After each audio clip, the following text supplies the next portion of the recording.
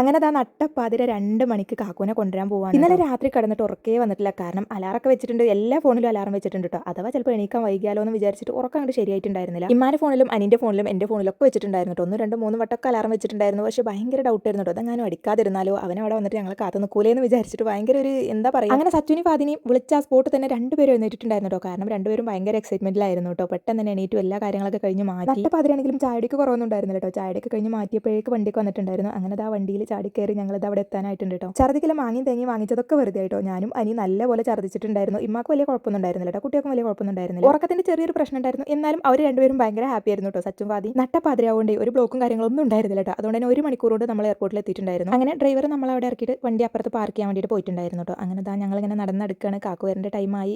ടൈമും കാര്യങ്ങളൊക്കെ ഇങ്ങനെ നോക്കി നിൽക്കുകയാണ് കേട്ടോ. ഈ ഒരു സംഭവത്തിൽ നമ്മളിങ്ങനെ നോക്കുന്നുണ്ട് അവൻ്റെ ഫ്ലൈറ്റ് വന്നിട്ടുണ്ടോ എന്താണെന്നുള്ളതൊക്കെ. അങ്ങനെ പോയപ്പോൾ ഞാൻ അനിൻ്റെ ചെരുപ്പാണ് ഇട്ടിട്ടുണ്ടായിരുന്നത് കേട്ടോ. എനിക്കിത് നല്ലപോലെ ഇഷ്ടമായിട്ടുണ്ടായിരുന്നു. ഇതുപോലത്തെ ഒന്ന് വാങ്ങിക്കണം എന്നൊക്കെ ഇങ്ങനെ ഉണ്ട്. കഴിഞ്ഞ തവണ കാക്കു വരുന്ന ആ ഒരു വീഡിയോ കിട്ടാനും വേണ്ടിയിട്ട് ഞങ്ങൾ കുറേ മണിക്കൂറോളം അവിടെ വെയിറ്റ് ചെയ്തിട്ടുണ്ടായിരുന്നു കേട്ടോ. എന്നിട്ടാണ് ആ ഒരു വീഡിയോസ് കിട്ടിയത്. ഈ പ്രാവശ്യം ഞങ്ങൾ ഒഴിഞ്ഞു പോയിരുന്നതാണ് കേട്ടോ. വരുമ്പോൾ ഏതായാലും കാണാമല്ലോ എന്ന് വിചാരിച്ചിട്ട്. കാരണം അത്രയും കഴിഞ്ഞ പ്രാവശ്യം നമ്മൾ ക്ഷീണിച്ചിട്ടുണ്ടായിരുന്നു. രാത്രി ഉറക്കത്തിൽ നിന്ന് എണീറ്റ് പോയതുകൊണ്ട് തന്നെ അവിടെ ഇങ്ങനെ കാത്ത് നിൽക്കാനുള്ള ഒരു കെൽപ്പ് ആർക്കും വല്ലാതെ ഉണ്ടായിരുന്നില്ല കേട്ടോ. പിന്നെയും ഇമ്മയാണ് ഇങ്ങനെ കുറേ നേരം ഇങ്ങനെ പോയിക്കൊണ്ട് ഇങ്ങനെ നോക്കിക്കൊണ്ടിരുന്നത്. കുറേ നേരം ഇരുന്ന് മടുത്തപ്പോൾ ഞാൻ അങ്ങോട്ടും ഇങ്ങോട്ടൊക്കെ കുറേ നേരം ഇങ്ങനെ നടക്കാൻ തുടങ്ങി കേട്ടോ. അല്ലാതെ ഇത് ടൈം പോകണ്ടേ. എന്തായാലും അവന് ഏകദേശം വരാനായ ഒരു ടൈമിൽ ഞങ്ങൾ അങ്ങോട്ട് ചെന്നിട്ടുണ്ടായിരുന്നു. അപ്പോൾ തന്നെ വന്നിട്ടുണ്ടായിരുന്നു കേട്ടോ. എന്തായാലും എത്രാമത്തെ വട്ടം പോയി വരികയാണെങ്കിലും ഈ ഒരു മൊമെന്റ് എന്ന് പറയുന്നത് നമുക്ക് ഭയങ്കര സന്തോഷം, അതുപോലെ തന്നെ ഭയങ്കര എക്സൈറ്റ്മെന്റും കാര്യങ്ങളൊക്കെ തന്നെയാണല്ലേ. നമ്മളൊക്കെയാണ് ഉമ്മാക്കും അനിക്കും. അങ്ങനെ കാക്കു വന്നു, എല്ലാവരും കണ്ട് സന്തോഷമായി. ഇനി നമ്മൾ വീട്ടിലോട്ട് പോകാനുള്ള ഒരു ഒരുക്കത്തിലാണ് കേട്ടോ. അങ്ങനെ ആ വണ്ടിയൊക്കെ വരാൻ പറഞ്ഞിട്ടുണ്ട്. ഇനിയിപ്പോൾ നമ്മുടെ ലഗേജും കാര്യങ്ങളൊക്കെ വണ്ടിയിലോട്ട് കയറ്റാണ് കേട്ടോ. പിന്നെ അവിടെ നിന്നുള്ള ഒരു വീഡിയോസ് ഫോട്ടോസൊക്കെ നമുക്ക് മസ്റ്റ് ആണല്ലോ. അങ്ങനെ ജസ്റ്റ് ഒരു പിക്കൊക്കെ എടുത്തിട്ടുണ്ടായിരുന്നു. ഫാദിക്കുട്ടി അപ്പോഴേക്ക് വണ്ടി കയറിയിട്ടുണ്ടായിരുന്നു കേട്ടോ. അങ്ങനെ അവനെ കിട്ടി. വരുന്ന വഴിക്ക് കാക്കുന് നല്ല വിശപ്പ് എന്ന് പറഞ്ഞിട്ടുണ്ടായിരുന്നു. അപ്പോൾ പിന്നെ നമ്മൾ ഫുഡൊക്കെ പാർസൽ വാങ്ങിച്ചിട്ടാണ് കേട്ടോ വന്നത്. അങ്ങനെ ആ വീട്ടിലെത്തിയിട്ടുണ്ടായിരുന്നു. ഇനിയിപ്പോൾ പെട്ടി പൊട്ടിക്കലും ബാക്കി വീഡിയോസും കാര്യങ്ങളൊക്കെ ഞാൻ അടുത്ത വീഡിയോയിൽ ഇൻക്ലൂഡ് ചെയ്തിട്ട് ഇടും കേട്ടോ. അപ്പോൾ നിങ്ങൾ ആദ്യമായിട്ടാണ് കാണുന്നതെങ്കിൽ സബ്സ്ക്രൈബ് ചെയ്യാൻ മറക്കല്ലേ. പിന്നെ എന്നും പറയുന്നത് പോലെ തന്നെ ലൈക്കും കമന്റും എന്തായാലും മസ്റ്റ് ആയിട്ട് ഇടണം കേട്ടോ.